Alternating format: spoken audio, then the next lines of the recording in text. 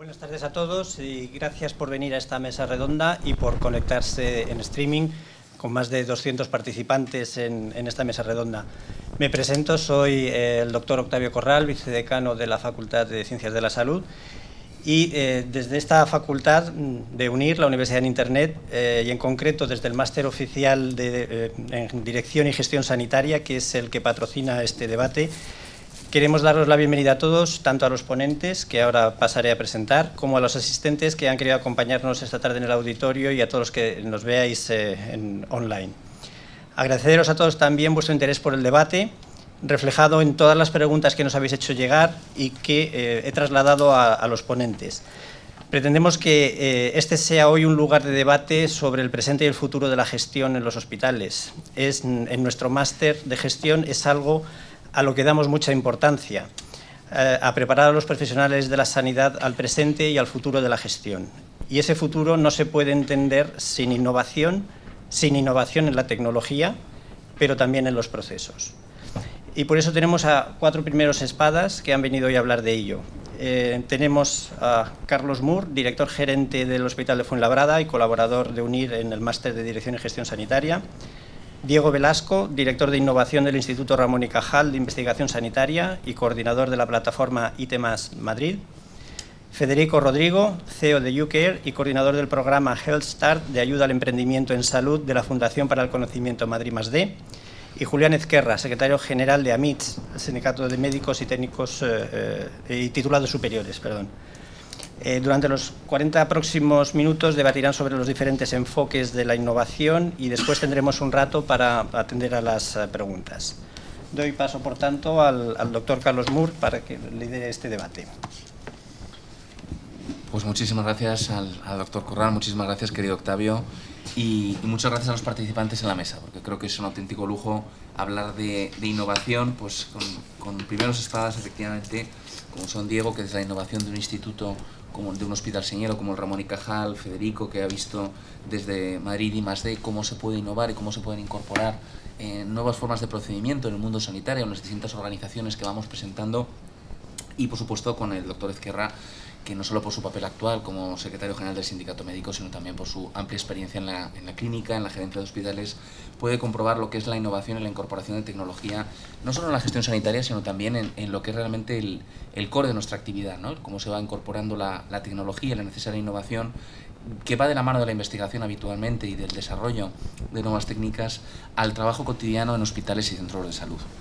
Yo, para coordinar un poco la mesa redonda y a nivel también de que sirviera un poquito de introducción o de situación, sí que me gustaría hablar de la situación actual de la innovación o de la inclusión de la innovación en el mundo sanitario, en España en general, haciendo referencia también a otros países europeos, a las experiencias que en Norteamérica poco a poco se van avanzando y, por supuesto, las grandes diferencias que hay no solo entre distintas comunidades autónomas españolas, sino también entre distintos hospitales de una propia comunidad, como pudiera ser el caso de la Comunidad de Madrid.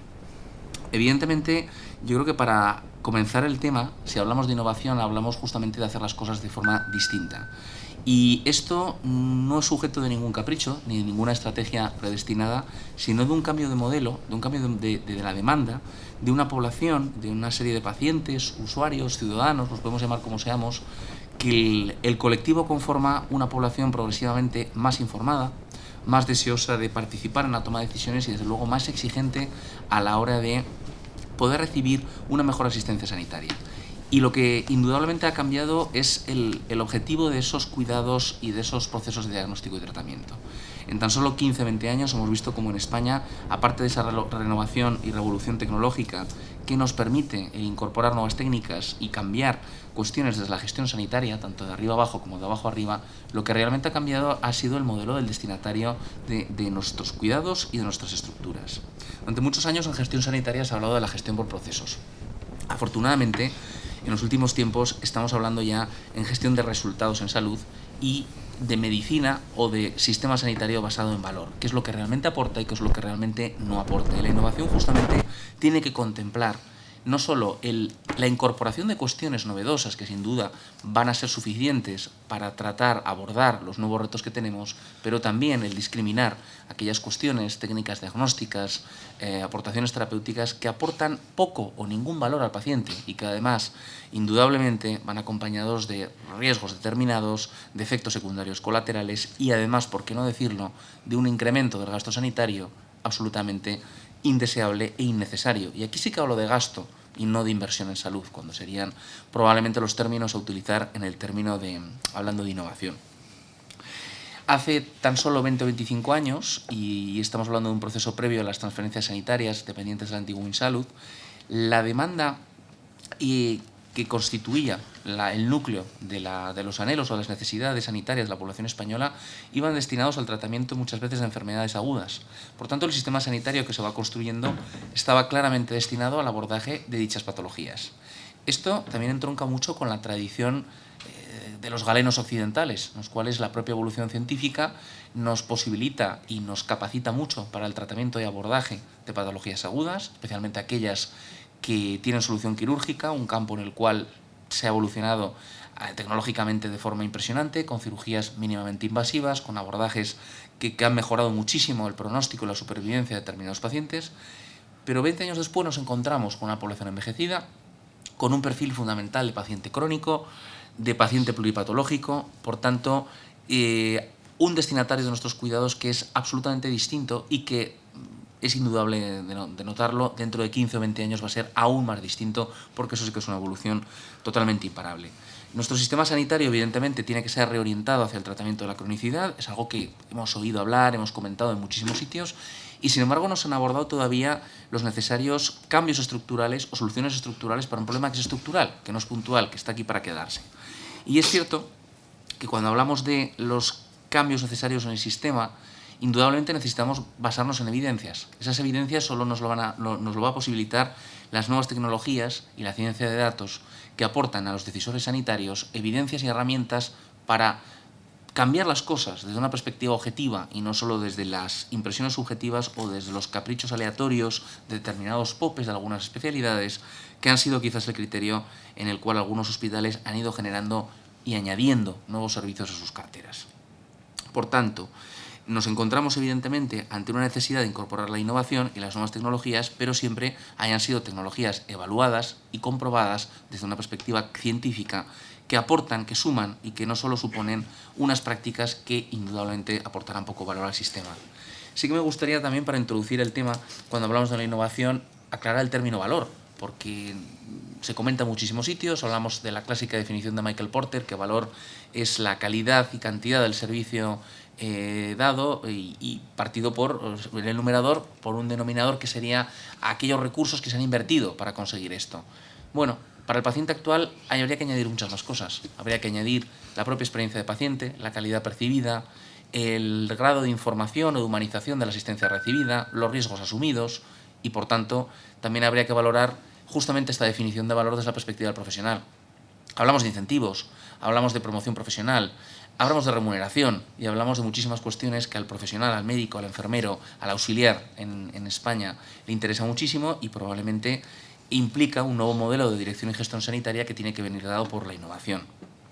Esto evidentemente parece un escenario muy macro, pero luego en los distintos hospitales acumulamos experiencias que ojalá fueran más generalizadas, que ojalá se asumieran desde una necesaria homogeneización, desde una equidad también en la atención al ciudadano, pero que sí que me gustaría poner algunos ejemplos de cuestiones que poco a poco se van replicando en muchos hospitales, que merced a la necesaria coordinación entre distintos centros, pero también entre distintas comunidades autónomas, se van conociendo más en el sector salud y que probablemente no serían imposibles en la tecnología actual, por muchísimas cuestiones, ¿no?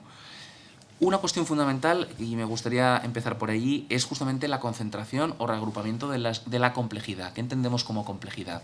Aquellos servicios superespecializados que evidentemente no pueden generarse en todos los hospitales, y menos en hospitales de nivel 2 o de media complejidad, como el que yo tengo el placer de dirigir, sino que tienen que agruparse y trabajar en red para una adecuada asistencia según la demanda que exista. Estamos hablando de la cirugía vascular, la cirugía torácica, las unidades de angiografía mixta y hemodinámica, y evidentemente la creación de alianzas estratégicas entre los distintos hospitales en base a datos suficientemente recogidos y explotados por las nuevas tecnologías es lo que nos permite distribuir mucho mejor la demanda y, por tanto, optimizar recursos. Una segunda cuestión que es muy básica es justamente, para dar una mejor atención a la cronicidad, es realmente derribar muros. Y cuando hablo de derribar muros es empezar por una UCI sin paredes, en la cual el seguimiento del paciente intensivo, mediante sofisticados sistemas de seguimiento y control y de monitorización de constantes, puede tener una atención desde el punto de vista de la medicina intensiva, aunque esté ingresado en plantas distintas, y pueda tener acceso a un seguimiento de calidad, y, asimismo, derribar muros de los hospitales. Cada vez más el sistema sanitario no solo gira a la cronicidad, sino gira hacia la promoción de hábitos saludables y hacia la prevención de la enfermedad. Y, por tanto, gira hacia que la atención al paciente crónico se centre en su domicilio o en la residencia sociosanitaria donde tenga que pasar los años que sean. Esto es posible mediante la generalización de equipos de hospitalización domiciliaria, que potencian asimismo también el nivel de atención primaria y que colaboren dentro de las visitas domiciliarias, y para ello es necesario el sacar literalmente al enfermero y al médico al domicilio, incluso para supervisión de tratamientos por infusión intravenosa del paciente y que necesite movilización por sus úlceras de decúbito, de distintos cuidados que pueden y deben prestarse a domicilios y que además, incluso aunque estén separados geográficamente de su centro de referencia, pueden tener una buena atención debido a las nuevas herramientas de telemedicina y de seguimiento que incluso las personas más añosas se están acostumbrando a funcionar con ellos en determinados países. Y la tercera cuestión, que creo que es absolutamente también indudable, es cómo incorporamos esta tecnología, cómo explotamos la ciencia de datos y cómo aprovechamos aquello que la revolución tecnológica y científica nos está produciendo. Aquí yo creo que es una cuestión de patocronia, y hablo del término de patocronia porque realmente es una utilización del tiempo absolutamente patológica. ¿En qué sentido? En que los avances científicos van a un ritmo, las necesidades de la población van a otro, probablemente mucho más rápido incluso que lo primero, y luego la facilidad en el que el marco normativo o la reglamentación existente o el funcionamiento diario de la administración permite a los hospitales del sistema, de centros de salud del sistema, incorporar dicha tecnología, van a un ritmo netamente inferior. Con lo cual es un concepto clásico de pérdida de oportunidad, algo que se estudia en prácticamente todas las escuelas de negocios, ¿no? ¿Y por qué digo esto? Porque realmente el futuro solo lo ganaremos incorporando la innovación desde el punto de vista terapéutico. En estos momentos se nos pueden ofrecer terapias avanzadas, tanto en regeneración tisular como en terapias celulares, como en el uso de la genómica, alfa y omega del diagnóstico y del tratamiento de muchísimas enfermedades con componente genético que lamentablemente no podemos incorporar a nuestros hospitales. Sobre todo no podemos incorporar a nuestros hospitales porque no aprovechamos precisamente, más que no nos defendemos de una amenaza, no aprovechamos las oportunidades que la legislación ofrece. Y a la hora de incorporar tecnología, y a mí sí que me gustaría terminar un poco esta introducción como siendo el gerente de hospital que nos encontramos entre los 4 ponentes, hablando de la nueva ley de contratos del sector público. Es una nueva ley que evidentemente impone una serie de medidas de control que puede verse como algo que cercena la posibilidad de incorporar innovación, pero también tiene cosas muy positivas. Y para incorporar bienes y equipamientos al sistema sanitario permite nuevas fórmulas que antes no existían. Primero, potencia lo que es la pluralidad de criterios más allá del criterio precio, y eso es importante, la adquisición de bienes y equipamientos. Segundo, facilita la asociación para la innovación. Y tercero, potencia de verdad la compra pública innovadora, que es el único sistema por el cual podremos incorporar nuevos tratamientos y no solo farmacológicos para solucionar los retos del presente y del futuro, en los cuales, compartiendo el riesgo y los resultados, al final todos los participantes del sistema, los partners del sistema, confluiremos para prestar al paciente aquello que realmente es interesante. Y yo creo que con esto he lanzado un poco bastantes ideas, que sí que me gustaría que tener un poco la visión de los otros ponentes, y desde luego la innovación viene muchas veces dada desde la investigación. Y la investigación translacional permite no solo el aplicarlo en la clínica, sino al mismo tiempo generar sistemas de autofinanciación que creen un poco ya no solo la autosuficiencia de dicha investigación y su incorporación al sistema asistencial, sino además la proliferación de nuevas ideas. Es una rueda que se va retroalimentando. Y para ello pues sí que me gustaría contar primero con la opinión de Diego, viendo cómo se ve la innovación desde un instituto de investigación sanitaria tan señero como el de Ramón y Cajal y desde la plataforma ITemas de Madrid. ¿Cómo lo ves desde esta perspectiva? Adelante, por favor. Bueno, pues gracias, Carlos. Con esta introducción el nivel está muy alto. Vamos a ver qué podemos hacer. Yo creo que Carlos ha dado en el clavo, ¿no? Con todo lo que requiere la incorporación de la innovación y el desarrollo de la propia innovación que estamos haciendo desde centros de investigación sanitaria. Quizá yo voy a ir a un nivel un poco más meso, ¿no? Cómo gestionamos la innovación desde un hospital o desde un instituto de investigación sanitaria, que en definitiva es el que aúna a todos los investigadores clínicos y básicos que tenemos en un hospital, como es el caso del Ramón y Cajal, ¿no? Yo, bueno, pues viniendo aquí estaba pensando en cómo plantear esto de la gestión de la innovación, que es un poco a lo que nos dedicamos desde las unidades de apoyo a la innovación, que estamos bajo el paraguas de la plataforma ITEMAS, una plataforma que ya lleva trabajando desde 2009 por esto de profesionalizar la innovación. Y yo creo que si en algo se ha avanzado estos años es en tratar de reducir barreras a las que nos enfrentamos en el día a día con los proyectos de innovación, ¿no? Y estas barreras quizás las puedo resumir en 5. La primera es una barrera para el propio profesional. El profesional tiene una carga asistencial muy elevada. Ahora, curricularmente, se está puntuando cada vez más su labor investigadora y la innovadora ha quedado un poco en el olvido. Y realmente, o al menos en nuestra perspectiva, todos los proyectos que estamos manejando, la innovación viene muchas veces de abajo a arriba, o hemos de estar atentos a la innovación que viene de abajo para luego, a su vez, que podamos implementarla de arriba a abajo, que luego podamos llegar a gerentes, ¿no?, como Carlos, y decir, mira, se nos ha ocurrido desarrollar esta nueva aplicación, pero tenemos que hacerla efectiva e implantarla en todo el hospital, ¿no? Entonces, la primera barrera es profesional, cómo incentivar al profesional para que se dedique, para que piense en esto de la innovación, para hacer de su día a día más eficiente o para trabajar en proyectos que pueden generar, ¿por qué no?, nuevos productos en colaboración con el tejido industrial y esto repercutir en beneficios en un futuro para el propio centro, ¿no? La segunda barrera, ¿no?, después de la profesional, digamos que es la del liderazgo. Necesitamos, bueno, pues gerentes con esta visión como la que nos ha comentado Carlos, ¿no? Realmente, si queremos crear una nueva sociedad, un sistema nacional de salud que sea eficiente y que incorpore innovaciones que realmente aporten valor al sistema, bueno, pues hemos de contar con un liderazgo claro para escuchar, saber interpretar los proyectos, hemos de dotarnos de herramientas para medir esa innovación e implantarla en nuestros centros. La tercera gran barrera es que la innovación, yo de los 70 proyectos que estamos manejando, todavía no he encontrado ninguna que seamos capaces de avanzar con estos proyectos de innovación de una manera independiente. Requiere necesariamente de la colaboración con otros hospitales, colaboración con ingenieros, colaboración con biólogos, colaboración con químicos, colaboración con empresas.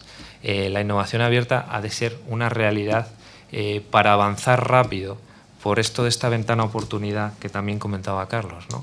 El cambio ahora en nuestros días realmente, bueno, pues ocurre una velocidad de vértigo, ¿no? Los cambios se suceden, las terapias, los nuevos fármacos, y hemos de estar preparados un poco para ello, ¿no? Y lo más rápido es colaborar con la industria, colaborar con otros partners.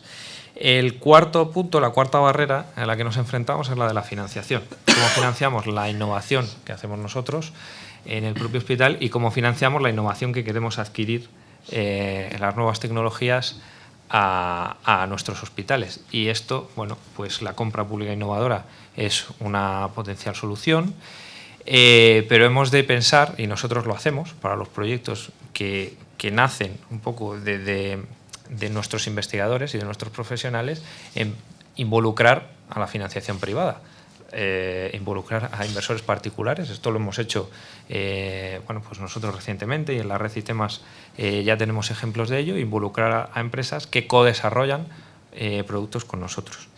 Y el último punto es el de profesionalizar la gestión. Hay que ser eficaces y eficientes en cómo damos nuestro apoyo al profesional que quiere innovar.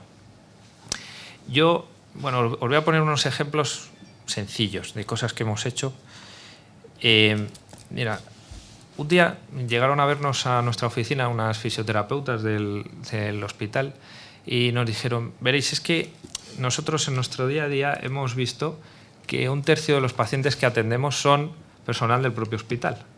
Son o auxiliares o son celadores que nos vienen con problemas de muñeca, con problemas de espalda y hemos de atenderlos.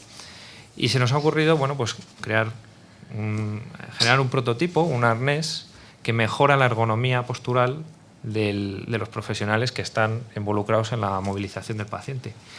Y bueno, pues a nosotros nos sonó estupendo, pero todo, como esto que os digo, que profesionalizamos la gestión, decimos, vamos a ver qué hay en el mercado, qué soluciones hay que pueden solventar este problema, cómo nosotros nos posicionamos, este prototipo es patentable o no lo es, qué colaboradores necesitamos ingenieros, necesitamos una empresa de textil, de ortopedia. Luego vamos a buscar financiación para el proyecto y lo vamos a validar. Bueno, pues esto es un ejemplo de cómo una unidad de apoyo a la innovación trata a lo largo, ¿no?, de todo el proceso de innovación, no solo creativo, sino también conceptual, de conceptualización y de desarrollo, para tratar de tener, bueno, pues un producto en el que ahora, bueno, pues estamos tratando de transferir también a la industria para que genere unos beneficios al propio instituto y lo que queremos, que es que se ponga en uso en el hospital y se reduzca el número de profesionales con estas afecciones lumbares o de muñeca, ¿no? Decía antes colaboración y financiación, ¿no? Hemos de ser creativos con esto de financiar la innovación. Yo también, ayer mismo, estábamos reiniciando una colaboración académica con ingenieros de la Universidad Politécnica que nos están ayudando a hacer reingeniería de procesos, lo llaman ellos. Es decir, nuestro hospital, el Ramón y Cajal, el año pasado hizo 40 años y bueno, tenemos que estar orientados a la mejora continua y además analizar nuestros procesos, ver ineficiencias y mejorar constantemente la propia gestión. Y bueno, pues uno de nuestros jefes de servicio, de rayos, el doctor Blázquez, dijo, mira, quiero mejorar la eficiencia de mis quirófanos de radiología intervencionista y ¿por qué no hacerlo de la mano con ingenieros? Y ese fue nuestro primer proyecto piloto. Nos ayudaron a crear, bueno, pues una base de datos donde ahí se metían todos los inputs de gestión, tanto de personas como de equipamientos, como de fungibles, para a partir de ahí crear, bueno, pues un mapa en torno a mapa de decisiones para mejorar la eficiencia, ¿no? Por lo tanto, hay colaboración y colaboración académica que también nos puede ayudar en este sentido. En cuanto a financiación, decía antes, vinculada a la investigación y vinculada a investigación translacional / innovación, porque para nosotros pues eso, innovación es generar productos o mejorar procesos que van a dar valor asistencial, van a mejorar eficiencia del sistema o van a poder ser transferidos a la industria y generar también un valor económico, ¿por qué no? Bueno, pues hemos creado un modelo en el que inversores particulares han invertido a través de la Fundación de Investigación del Hospital para hacer un proyecto de desarrollo de nuevos biomarcadores diagnósticos y desarrollo de nuevas moléculas terapéuticas. ¿Por qué no? Avancemos juntos, colaboremos, de lo que nos salga de aquí lo compartimos y avanzamos más rápido. En cuanto a profesionales, también quería poneros un ejemplo. Estamos tratando de retener el talento y esto es muy complicado, ¿no? A día de hoy. Para retener talento hemos puesto en marcha un programa que se llama PADI, que es para el perfeccionamiento asistencial, docente, investigador e innovador. Queremos retener talento que tenga esa capacidad de innovación, que piense que como parte de su labor profesional necesariamente tiene que estar una mejora del medio en el que de su medio de trabajo o o poner su conocimiento en valor, ¿no? Añadir valor al sistema creando nuevos productos o nuevas aplicaciones. Esto lo hemos lanzado este año, hemos conseguido retener con nosotros a 3 médicos residentes de 3 especialidades distintas. Ha coincidido que son médicos residentes, pero también está abierto a enfermería y otros profesionales sanitarios, y vamos a tenerlos con nosotros un año más vinculado a proyectos que o bien mejoran la formación, atraen nuevas tecnologías, nuevos procesos que son necesarios para el hospital, o bien, en un caso que Federico conoce bien, vamos a poner incluso en marcha un programa de emprendimiento vinculado a terapias de realidad virtual en rehabilitación. Es decir, ¿por qué no puede estar el emprendimiento vinculado a parte de la carrera de nuestros profesionales, que son investigadores sanitarios, y que la propia ley de la ciencia recoge y contempla esto para generar valor a nuestro propio medio? Y bueno, yo creo que con esto acabo. No sé si me he extendido demasiado, Carlos, pero... Como primera dosis no ha estado nada. Vamos a decirlo así. Fenomenal. Pues Federico, por favor, ¿cuál sería tu visión? Sí, bueno, pues nada, muchísimas gracias. La verdad es que es impresionante escucharos, sobre todo porque, bueno, yo vengo del otro mundo, ¿no? Del mundo del emprendimiento. Mi experiencia se centra en el emprendimiento. Llevo más de 15 años creando empresas y todo lo que eso supone desde el punto de vista de la dificultad, a veces con éxito y a veces también con fracaso, del que se aprende mucho, por cierto. Desde mi punto de vista, y os puedo contar a lo mejor tal vez casos concretos, ¿no? Que tiene que ver con alguna cosa que habéis dicho, sobre todo Diego, ¿no? De cómo el emprendimiento es un factor, desde mi punto de vista, esencial dentro de lo que es el proceso de innovación. Porque al final la innovación la podemos entender de maneras distintas, ¿no? Pero desde el punto de vista empresarial la innovación significa transformar el conocimiento en dinero. Suena un poco materialista, pero desde el punto de vista del emprendimiento es así. Es decir, cualquier empresa que se precie tiene que ser capaz de generar dinero para ser una empresa rentable y sostenible en el tiempo. Y si no, no es empresa, ¿no? Cómo este factor de emprendimiento puede ser un factor a tener en cuenta dentro del entorno hospitalario.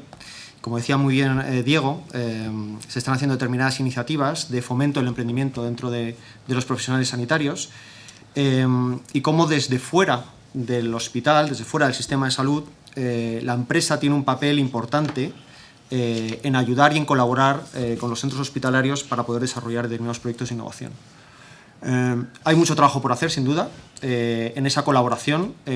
Yo personalmente, como emprendedor, y ahora actualmente dirijo una compañía que hemos fundado hace 1 año y medio, es una startup de salud digital, y para que os hagáis una idea, y lo pongo como ejemplo, al final el desarrollo de la tecnología y la innovación que se ha hecho por un equipo de investigación interno apoyado por un equipo de investigación externo de la Universidad Complutense de Madrid. Concretamente lo que hacemos en UCARE es inteligencia artificial aplicada a salud, ¿no? Después de desarrollar una tecnología, después de desarrollar, con base en una investigación, un conocimiento, desarrollar una tecnología, al final en salud no podemos obtener un producto definido que se pueda comercializar si no tenemos una validación clínica, una evidencia científica de que la tecnología tiene unos beneficios tanto para el paciente como para el profesional médico o como para el sistema de salud. Y actualmente lo que hemos hecho es acercarnos a hospitales. En este caso estamos colaborando con el Hospital Príncipe de Asturias de Madrid y también con el Hospital Vall d'Hebron en Barcelona, donde hemos detectado necesidades, pero un poco de manera proactiva por nuestro lado. No han sido ellos quienes nos han venido a buscar, sino hemos ido nosotros a buscarles a ellos necesidades en el uso de soluciones tecnológicas de inteligencia artificial aplicadas a distintos elementos. Con el Príncipe de Asturias estamos trabajando en el mundo de la diabetes, con el Vall d'Hebron estamos trabajando en el mundo del ictus concretamente hemorrágico, ¿no? Entonces, por un lado, el mundo del emprendimiento tiene que ser y tiene que entender que debe acercarse al mundo de la salud y debe ofrecerse al mundo de la salud. Nos podemos encontrar con iniciativas como la de Diego, que está llevando en el Ramón y Cajal, y que conozco bien, donde se facilita enormemente esta colaboración. Los emprendedores necesitamos esa colaboración si queremos emprender en salud, porque, como digo, es un elemento esencial, esa evidencia científica que solo la pueden dar los pacientes y que tenemos que contar con ella. Y luego, decir también que dentro de uno de los papeles que hago en la Comunidad de Madrid, a través de la Fundación Madrid+D, coordino uno de los programas de la Fundación Madrid +D que se llama Health Start, que fundamentalmente recoge ideas muy tempranas de entornos sanitarios, concretamente hospitales públicos de la Comunidad de Madrid, también centros de investigación, también algunas universidades dentro del mundo de la salud. Selecciona aquellas ideas que tienen más posibilidades de madurar y durante un conjunto de meses, aproximadamente entre 9 y 12 meses, se les forma desde el punto de vista del emprendimiento. Es decir, se intenta educarles en el emprendimiento, enseñarles sobre muchos elementos que giran en torno al emprendimiento, pero no se les intenta que se transformen en emprendedores. Y uno de los elementos clave que tiene que ver con lo que comentaba antes, es decir, con la colaboración entre empresa y mundo sanitario, en este caso, por ejemplo, en Health Start, una de las metodologías que utilizamos y que además se viene desarrollando durante muchos años en un proyecto anterior de la Fundación Madrid +D con el MIT, es la búsqueda de esos emprendedores que son capaces de hacer tándem con los investigadores, tándem con los médicos, y que son capaces de ayudarles en la difícil tarea de crear una empresa, que es tremendamente complicado. Es decir, es un proceso complicado, es un proceso además que el investigador o el médico, el profesional médico desconoce en muchos casos y necesita tener de un soporte con experiencia, que en este caso puede ser un emprendedor. También les apoyamos con tutores expertos en emprendimiento y les guiamos hacia esa maduración del proyecto, de esa idea, para que al final pueda estar en condiciones de transformarse en un producto, en un servicio que se pueda comercializar. Es lo que comentaba antes, es decir, que al final esa idea, que no necesariamente viene del mundo de la investigación, a lo mejor en muchos casos dentro de Health Start tenemos proyectos, algunos del Ramón y Cajal muy interesantes, que vienen simplemente de detección de ineficiencias en la práctica clínica, ¿no?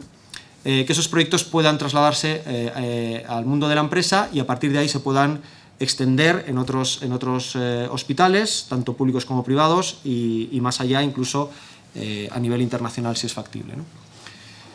Y bueno, esa es mi labor como emprendedor y desde aquí también pues apoyar la mentalidad emprendedora en el ámbito sanitario, teniendo en cuenta muchísimos factores que hay que tener en cuenta, ¿no? Como puede ser la carga de trabajo y la carga que tienen los profesionales médicos en su día a día, y que por tanto en el mundo de la empresa y a través de iniciativas también como la que ha montado Diego, pues puede darse la conjunción para poder llegar al objetivo de innovar desde el punto de vista del emprendimiento, ¿no? Muchísimas gracias, Federico. Has introducido una cuestión fundamental que además se relaciona con algunas de las preguntas que posteriormente veremos de usuarios, ¿no? Es decir, cómo el uso de inteligencia artificial o de nuevas soluciones desde la emprendeduría nos apoyan en el medio sanitario, pero por una cuestión que lo voy a enlazar con el tercer y último ponente. Es decir, todo lo que sea automatizar determinados procesos y quitar carga de trabajo al profesional bien formado, evidentemente redunda en beneficio de todos, puesto que tienes un proceso que evidentemente ese personal tan formado y, debo decirlo, además habitualmente de una altísima capacitación intelectual, se tiene que dedicar a otras cuestiones que no sea una preparación manual de algo que puede ser automatizado. Correcto. Has citado Vall-d'Hebron y tienen un proyecto interesantísimo que han compartido con nosotros y que estamos instalando también en el Hospital Universitario de Fuenlabrada, de robotización de todo lo que es la validación, preparación de mezcla intravenosa y dispensación de farmacia oncológica. Y eso es algo que evidentemente, si tú puedes tener una enfermera especialista y un técnico dedicado a otras tareas y que un robot lo haga, evidentemente es algo fundamental. Y lo digo porque además la tercera y última opinión del doctor Ezquerra me interesa mucho, justamente también hablando de lo que aporta el mayor valor, la mayor fuente de financiación del sistema, que son sus profesionales. En este caso podemos hablar de profesionales médicos, pero para que no nos acusen de corporativismo, hablemos de todos. Pero evidentemente es así. Es decir, la innovación tiene que servir al profesional para que el profesional pueda hacer mejor su tarea y esto redundará en el beneficio del paciente. No sé, Julián, lo que tú opines. Sí, lo primero agradecer la invitación a la universidad. Por supuesto, ser el último en intervenir da ciertas ventajas y ciertos inconvenientes. Encuentra a la gente un poco cansada, pero también me sirve para bajar, poner los pies en el terreno, en el suelo, bajar de esta nube, ¿no?, que nos habéis contado, maravillosa, todo el mundo sabe que está ahí, pero a mí me gustaría, como bien has dicho tú antes, Carlos, hacer las cosas de otra manera, ¿no? Y en este momento, a mí, como profesional médico, y lo puedo extrapolar a enfermería y a cualquier otro que trabaje con pacientes, la mayor innovación que en estos momentos tenemos no es las últimas resonancias magnéticas que están incorporando, los aceleradores lineales, el PET, el TAC de última generación, los modernos Da Vinci que se ponen a diestro y siniestro sin que nadie sepa para qué.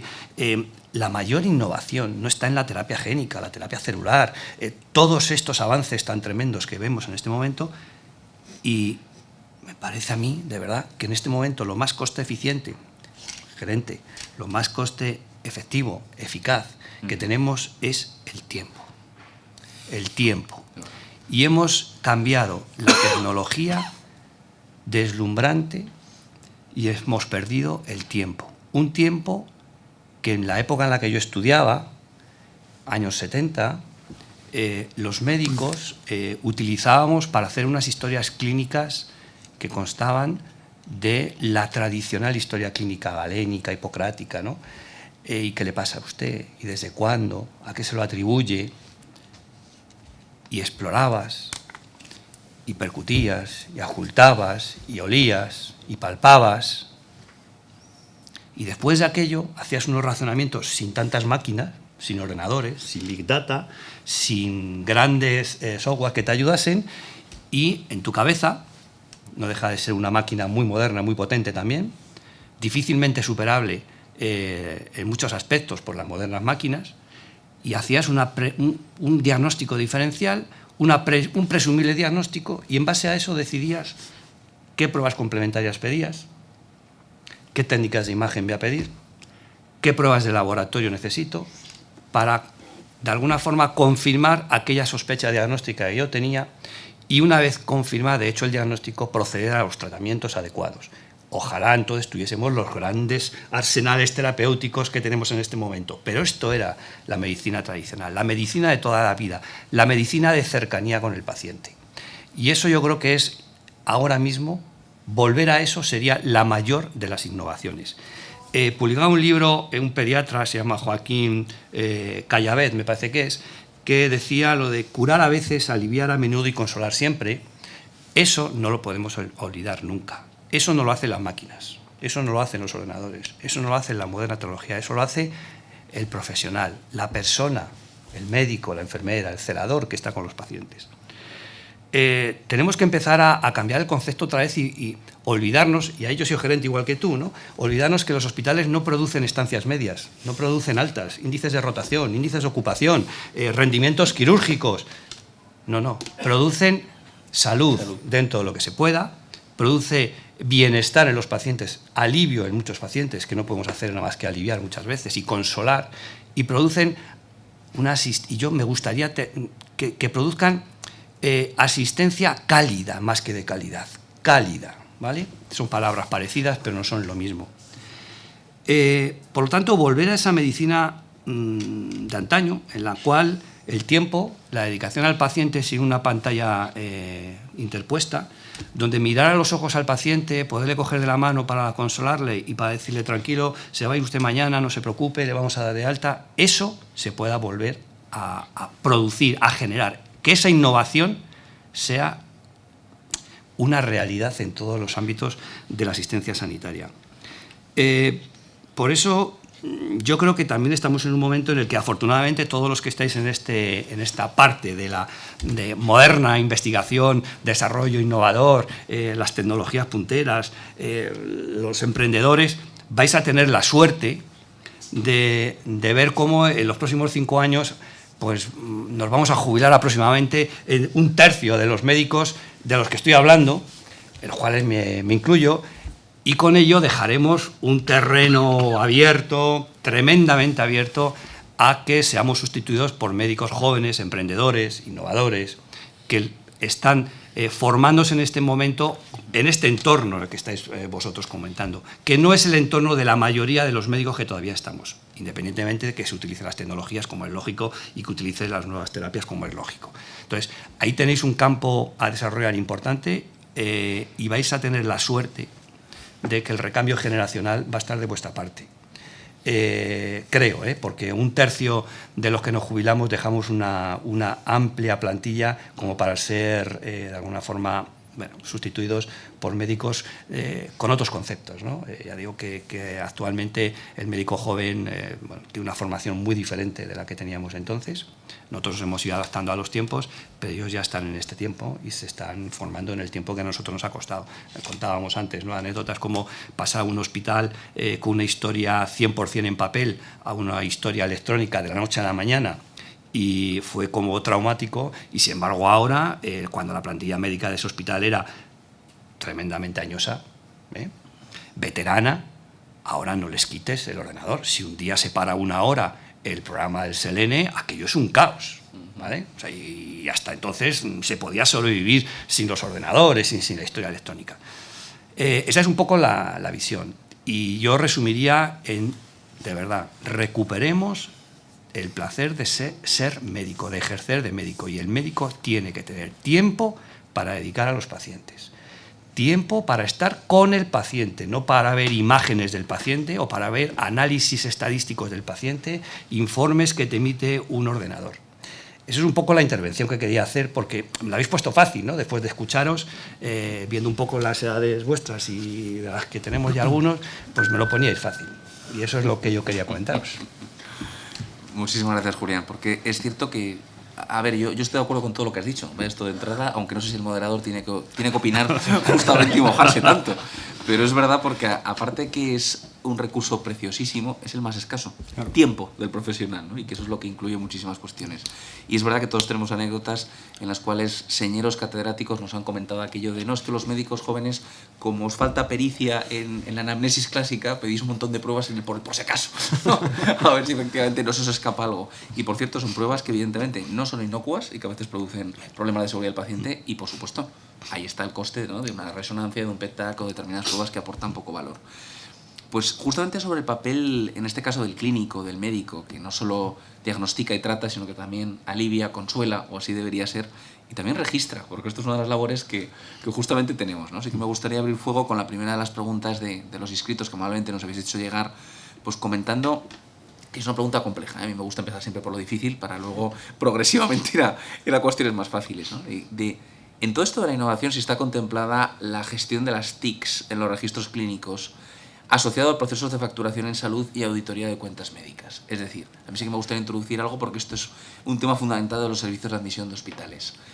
¿Cómo registras la actividad realizada, que cada vez es más compleja, con un sistema de codificación que cada vez probablemente deshumaniza por una parte, indudablemente, y por otra parte reduce a determinados términos procesos que son complejos y dinámicos? Una intervención quirúrgica que no siempre es lineal, que siempre surgen complicaciones y que paradójicamente, pues en lugar de valorar lo que realmente producimos, ¿no? Si hablamos en términos empresariales, si queremos, de los hospitales, centros de salud, que producimos o intentamos producir, como bien decías, Julián, salud, resultados en salud en la población, se nos valora cuantitativamente. Cuánto es nuestro tiempo quirúrgico, cuánto es nuestro consumo, cuánto es nuestra estancia media y, por supuesto, cuántos GRDs, ¿no?, facturamos a lo largo del año por actividad. Y en este sentido, verdaderamente aquí, yo creo que esto lo opinan muchísimos gerentes, se nos queda muy corto el sistema de valoración. Es decir, en este sentido, las nuevas tecnologías nos ayudarán a codificar mejor, a facturar mejor cada proceso, a tener en cuenta la complejidad y la calidad del servicio prestado o del resultado alcanzado, más allá del número, de lo cuantitativo. ¿Qué opináis? Os lo lanzo a los tres. Sí, solo una cosa. Has mencionado una de las palabras clásicas, o uno de las... no es una palabra en sí, los GRDs. Efectivamente, da la sensación de que, aparte de estas edades medias y demás, lo que se valora, lo que se mide, GRDs. Informes al alta, cuantificar procesos realizados, diagnósticos, intervenciones, comorbilidades, patologías. Todo esto se extrae de una historia clínica que, para que puedan ser extraídos, tienen que ser de alguna forma incorporados. No puedes hacer un informe de alta o con los GRDs ajustados de verdad al valor, y no digo económico, al valor, la complejidad que para un clínico ha tenido un paciente, si no has sido capaz de tener, vuelvo a lo de siempre, tiempo para plasmar en ese documento que se llama historia clínica todo aquello que ha sido necesario realizar con ese enfermo. Todos conocéis, los que hemos hecho cursos de gestión de hace muchos años, como hubo un momento en el que Estados Unidos, que medía, porque allí se paga por GRD, en fin, aquello, el coste de una hospitalización se mide en producto, en fin, y luego tiene unos dólares detrás. Bueno, pues se generó una figura porque era el codificador que intentaba de alguna forma dar valor al alta, valor económico, no valor clínico, no, valor económico. Y como el Medicare, bueno, los sistemas de salud americanos, pues contraatacan contratando a precio de oro a revisores de codificadores para detectar si había o no fraude en las altas. Eso no es medicina, eso es otra cosa. Eso es otra cosa. Y yo creo que deberíamos intentar darle el tiempo necesario al médico para que escriba aquello que tiene que escribir, para que detalle aquello que tiene que detallar, y efectivamente a través de mecanismos modernos, de tecnologías, informáticas y demás, extraerlos, ser capaz de coger esa información de forma automatizada, ponerlo en un informe de alta y darle el valor que luego las gerencias, las consejerías quieren.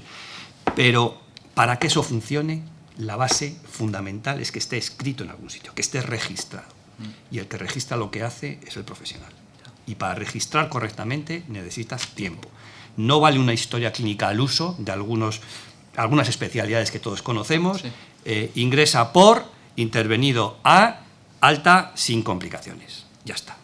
Eso no es una historia clínica, ¿vale? Esos son 3 episodios, ingresa, se lo opera, se le da de alta. Nada más.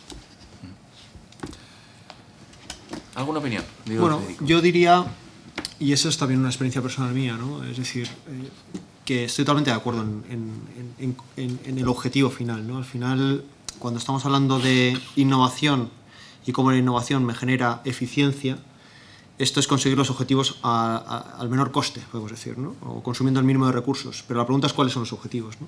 Y yo creo que uno de los objetivos, sin duda, es conseguir dedicar más tiempo a lo más importante, ¿no? Como puede ser en el caso de la práctica clínica del paciente, ¿no? Concretamente, mi experiencia personal en ese sentido es doble. Es decir, por un lado, la capacidad que tiene la tecnología que hemos sido capaces de desarrollar a la hora de capturar datos biométricos del paciente sin necesidad de manera remota, sin necesidad ni siquiera de que el paciente esté presente delante del médico, pero sin olvidar que el paciente debe estar presente delante del médico. Es decir, es evitar que cuando no es estrictamente necesario, pues no se consuma un tiempo que el médico puede dedicar a lo mejor a otro paciente que lo necesite más, ¿no? Es un tema de saber distribuir bien los recursos, ¿no? O el caso, por ejemplo, en el caso de radiología, como determinadas tecnologías en las que estamos trabajando ahorran muchísimo tiempo en el análisis de imagen, ¿no? Por ejemplo, ¿no? Y cómo los radiólogos y los equipos de radiología pueden dedicar ese tiempo, ese preciado tiempo que hablabas tú también, ¿no? a temas más importantes y sobre todo a temas que tengan que ver más con el trato médico al paciente, ¿no? Bueno, yo es la experiencia que tengo. Creo que la tecnología se tiene que enfocar hacia este punto, ganar en eficiencias y ofrecer más tiempo al profesional para que lo dedique a lo que es más importante en cada momento. ¿Y cómo incorporamos esto? Porque, hilando con otra pregunta que han formulado los inscritos, que es fabulosa, consejos que podemos dar para liderar el cambio en el sistema público sanitario y no morir en el intento. Realmente bueno. Especialmente aquellos que, bueno, llevamos cierto tiempo luchando contra ese muro por muchísimas cuestiones, ¿no? Yo doy un par, si queréis, para daros la entradilla y ponerlo más fácil. A ver, lo primero de todo es, evidentemente, yo creo que apoyarse en datos, fundamentalmente. Es decir, que el sistema público conozca, que los decisores de los sistemas sanitarios conozcan datos claros por los cuales determinada innovación tiene que ser incorporada. Lo segundo, efectivamente, en la perseverancia y la paciencia para informar desde una perspectiva muy distinta a aquellos que son los decisores fundamentalmente de un presupuesto finalista que se posiciona y donde habitualmente no ha tenido cabida para la innovación. Y tercero, incluso comenzar por un cambio de nomenclatura. El día que dejemos de hablar de gasto sanitario como si fuera, desde la perspectiva de economía y hacienda, algo que no tiene retorno, y hablemos de inversión en salud de la población, probablemente comenzaremos a entendernos más y sea más fácil el cambiar el sistema público sanitario. Porque además, evidentemente, nosotros no somos, digamos, en términos de rentabilidad empresarial, no lo somos a un ejercicio fiscal, no lo somos a un año. Los resultados del sistema de salud, esos resultados en la población se notan a 1 a 2 generaciones y probablemente lo vamos a ir viendo. No sé qué os parece. Yo creo que hoy hemos conocido un dato muy importante. Han anunciado que España en el año 2034, me parece que es cuando han dicho, ¿no? Pasará o está previsto que gracias a nuestro sistema sanitario, gracias a cómo abordamos nosotros la salud en su más amplio concepto, sobre todo también métodos de modelo de vida, clima, en fin, lo que es el modelo mediterráneo, nuestra alimentación, pues España va a pasar en este periodo cortito de tiempo de ser la cuarta en expectativa de vida a ser el primer país en expectativa de vida, lo cual va a ir más a favor de lo que estabas comentando antes, de que vamos a cronificar aún más la salud, las necesidades sanitarias. Entonces, hay que liderar esto, efectivamente, pero liderar algo y hacerlo desde un punto de vista que parezca que es Hacienda la que está en ello, va en contra del desarrollo, o por lo menos de conseguir que los profesionales se sumen al carro.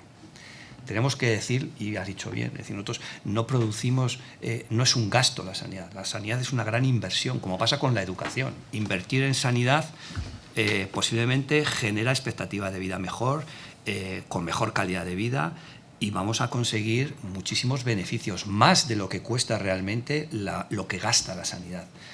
Y alguien tiene que contar eso a la gente, alguien tiene que ser capaz de liderar estas ideas, ¿no? Y añadiría algo más antes de pasar a la última pregunta, las conclusiones, a lo que comenta Julián. Todo este cambio de modelo en el sistema público sanitario es imposible realizarlo sin el concurso de todos. Y muchas cuestiones tienen que ser, evidentemente, con el concurso activo de todos los profesionales que lo conforman.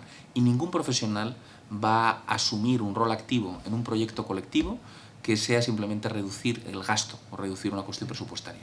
Para nada, porque para eso nadie se apuntó ni a la Facultad de Medicina, ni a la Escuela de Enfermería, ni nada por el estilo. Y aparte de la comunicación y el concurso de todos, hay una cuestión muy clara. Es decir, claro que todo esto de la innovación supone un nuevo modelo de dirección y gestión sanitaria también más transversal, pero necesitamos el concurso de muchos, ¿no? Y con esto sí que me gustaría pasar a la última pregunta formulada, porque esto tiene su miga. Hablando precisamente de rigores presupuestarios, ¿cuál sería el presupuesto a asignar a innovación tecnológica? Teniendo en cuenta que hablamos en términos de inversión, en este caso. ¿Qué os parece? Pues todo o nada, ¿no? Una de dos. No nos cabe otra. Es binario. Bueno, voy a ligar esta última pregunta a una... Vamos a abrirla en dos, ¿no? Lo que es adquisición de nuevas tecnologías, has dado la clave con que necesitamos datos. A mí un modelo que me gusta mucho y que me gustaría que tratásemos de extrapolar es el de NICE en Reino Unido. Ellos son capaces de evaluar toda tecnología que va a incorporarse en el Sistema Nacional de Salud y decirnos si es eficiente o no, hacerlo al coste que propone, si es coste efectiva, o si al menos genera un valor añadido frente a las terapias que existen o frente a los dispositivos que existen en ese momento. Y ahí meten también herramientas de inteligencia artificial, herramientas también para hacer el screening de urgencias, prefiltrado, ¿no? Precribado incluso de pacientes. Creo que un sistema así sería, nos ayudaría mucho a la toma de decisiones, y además que fuese ya no solo autonómico, ¿no? Que fuese nacional, como lo es allí. Y luego la asignación también, que tengamos pendiente a apoyar a nuestros propios profesionales que quieran hacer innovación. Ahí sí que dotaría de un presupuesto, al menos para retener talento, ¿no? Como decíamos antes, al menos para que haya gente que facilite o que pueda escuchar a los profesionales y sepa marcarles una hoja de ruta en codesarrollar esas innovaciones que decíamos antes, hacerlos partícipes, involucrarles, llegar a acuerdos, contratos que también comentabas antes, de servicios o de compra de productos, pero basados siempre en el valor. Y para estar basado en el valor hay que involucrar a los profesionales y también incluso a los pacientes, ¿no? Puede que en un futuro. Cada vez más se nos acercan las compañías en este sentido. Es decir, ya no voy a ofrecer un producto o un determinado fármaco, quiero ofrecer un valor añadido o para el hospital o para el paciente, ¿no? En definitiva. Y hay que mejorar los flujos de trabajo que están alrededor de nuevas terapias, que están alrededor de nuevos métodos de diagnóstico, contando con nuestros profesionales. Y para eso hay que darles tiempo, para eso hay que incentivarlos y para eso vamos a necesitar, un presupuesto para tenerlo todo en cuenta, ¿no? Pues muchísimas gracias. Sí que nos quedan 3 minutos para las conclusiones que me gustaría resaltar, porque ha dado muchísimo de sí y de verdad con agradecimiento a las aportaciones de todos. Partimos que hablamos de la innovación y de la tecnología en la gestión sanitaria desde una perspectiva optimista, pero aún así que existen distintas barreras que desde el principio conocemos. Es difícil innovar cuando la carga asistencial de los profesionales es enorme. Es difícil también cuando hay una falta de liderazgo inspirador, transformacional, transaccional, que sepan interpretar proyectos. Es difícil también cuando hay una falta de colaboración con otro tipo de disciplinas, de profesiones, de centros que también tienen que colaborar en ello. Es complicado cuando hay una falta de financiación finalista para nuevas tecnologías y donde no se abordan creativas formas de financiación. Es difícil cuando hay una falta de profesionalización de la gobernanza y de la gestión también de los centros sanitarios. Justamente el innovar y el desarrollar una investigación translacional. Evidentemente, para conseguir dicha innovación hacen falta técnicas o métodos para retener el talento, que se nos está yendo de España y lo conocemos, emprender distintos programas que la tecnología nos ofrece para restar carga al profesional y incentivar y utilizar adecuadamente el recurso más precioso que es el tiempo de estos profesionales formados. Necesitamos, evidentemente, para superar esas barreras, auténticos emprendedores. Me quedo con una definición muy buena de emprendimiento, que es transformar el conocimiento en dinero, así de claro, en riqueza, por muchísimas cuestiones. Hay muchísimas detecciones de necesidades de este emprendimiento en el medio sanitario. Hay muchísimos proyectos, gente impresionante, con ideas, con iniciativas que necesitan su apoyo. Y al mismo tiempo, a pesar de incorporar la máquina, la tecnología, la robotización, la automatización, no podemos olvidar a los viejos maestros, al humanismo médico, a la humanización de la asistencia cálida y no de calidad en nuestros hospitales, para diagnosticar, tratar y cuidar, pero al menos aliviar y consolar en una asistencia sanitaria que estará marcada ya no solo por la cronificación, sino por la multiplicación de determinadas patologías asociadas a la edad, como son las neurodegenerativas. Para ello, probablemente estamos los gestores, estamos los directivos, pero ante todo necesitamos liderazgos. Se dijo hace muchísimo tiempo que un gestor es alguien que administra el futuro, que un directivo es alguien que prevé dicho futuro y un líder es alguien que crea el futuro. Por lo tanto, para incorporar investigación e innovación al mundo sanitario necesitamos buenos líderes.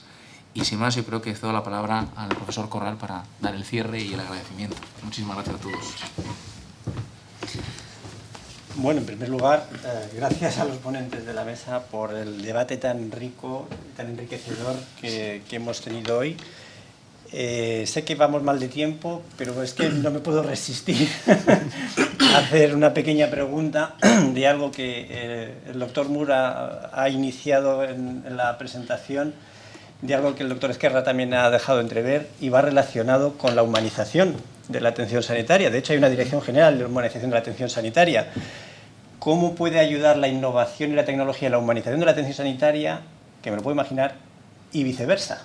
¿Cómo la humanización en la atención sanitaria puede ayudar a la innovación y la tecnología en la gestión sanitaria?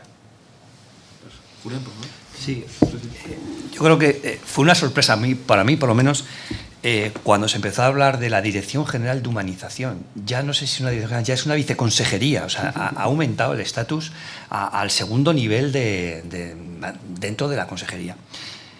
A mí me da pena que se haya creado eso. Y no digo porque no sé, lo digo muy claro el porqué, es decir, porque eso lo que está diciéndonos y está trasladando a la población es que efectivamente la medicina se ha deshumanizado. Se ha deshumanizado.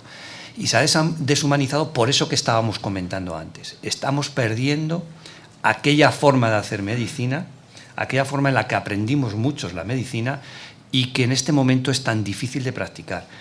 Que tengamos que volver a hablar de humanización en una profesión humanística, tremendamente humana, como es la nuestra, ahí me dio pena.